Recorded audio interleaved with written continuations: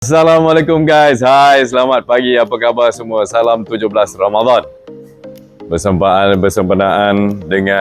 Bersempena dengan nuzul Quran. Hari ini kita nak serahkan lagi sebiji kereta. Kereta Cikgu Nur Azirah binti Abdul Rahim. Cikgu ni dia berurusan dengan saya, dia trade in kereta. So akhirnya kereta yang dia trade in dia ambil Pro 2 Beza X. Okay, so kereta kita dah siapkan. Mula dia minta warna biru, tapi warna biru tiba-tiba tak ada stok, lambat sikit. Dia kata nak cepat, kita dapatkan kereta warna, sebenarnya warna ni warna favourite ramai. Jadi untunglah cikgu ni dapat kereta kali ni. So kereta kita dah siapkan, kita dah completekan. Dia trade in dengan Azmi, dia ambil kereta ni, dia trade in Myvi. So dia upgrade sikit lah. Jadi sebab family car kan, kereta ni memang sesuai untuk family car. Semua kita dah completekan dengan dekat sini kalau kita tengok dah siap sekali dengan boot tray. Lepas tu siap sekali, senang letak barang, semua dah complete. Lepas tu dapat lagi komisen saya milik anda. Kereta raya tahun 2026 anda apa? Nak bincang dengan Azmi, runding dengan Azmi, komisen saya milik anda. Karpet cleaning pun kita dah siapkan. So kita menunggu penyerahan kereta kepada cikgu. So terima kasih cikgu. Kita belanja video penyerahannya. Azmi 017-622-3458. Azmi, jom layan.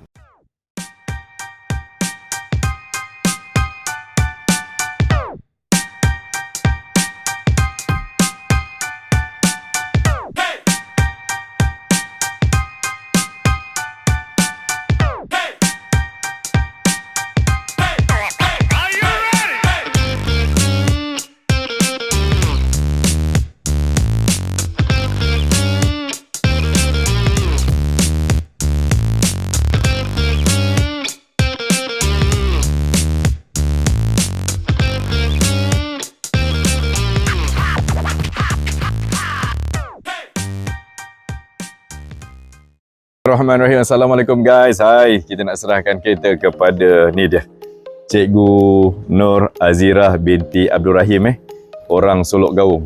Bukan jauh pun, Duyung dengan Gaung dekat je. Okey, alhamdulillah. Cikgu, betul ke saya nak tanya, berurusan dengan saya ni pasal nak trade in kereta? Betul Betul. Betul. So kita proses mudah tak waktu kita nak ambil kereta cikgu, nak trade in sehinggalah jual kereta baru, nak ambil kereta, dapat kereta baru ni? Alhamdulillah mudah. Mudah sangat cikgu bagi jawapan simple, mudah je. So yang paling penting cikgu, ni kereta raya ni. So betul ke kereta raya nak pakai ni? Okey, baiklah. Jadi insya-Allah kita nak serahkan kereta kepada cikgu.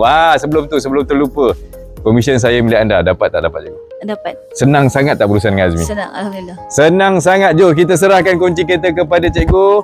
So selamat Hari Raya. Maaf zahir dan batin. Jangan lupa kereta raya nak datang. 017-622-3458 Azmi. Alright, jom cikgu pandai gambar sekali. Okey.